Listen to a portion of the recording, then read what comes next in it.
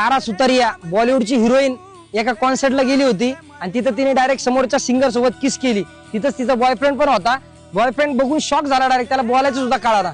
मुली असं का करतात बॉयफ्रेंड समोर डायरेक्ट? म्हणजे मागं तर तुम्ही कर, सगळ्यांना वाटतं माझी वाली वेगळी आहे.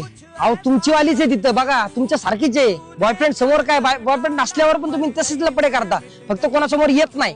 अवघड आहे पोरींचं. मुलींना आजच्या काळात 4-4 बॉयफ्रेंड लागतात. टाइम द्यायला वेगळा, लग्नासाठी वेगळा, पैशासाठी वेगळा. मुलींनी मुलांचा पार ना खेळणं बनवून टाकले. तिचा बॉयफ्रेंड काय विचार करत असेल? मुली एवढे नालायक असतात, एवढं करून पण म्हणतात मी थोडी काय केले, त्यांनी स्वतः केले. अहो तुम्ही स्वतःची एक लिमिट ठरवा ना.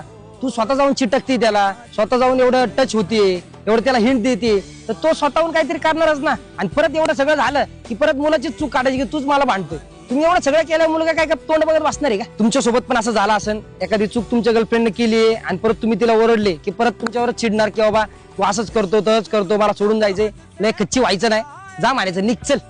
उगाच टेन्शन घेत बसायचं नाही. तुमच्या एवढं ते टेन्शन घेत नाही, तू पण घ्यायचं नाही, निघ म्हणायचं, द्यायची लात, चल.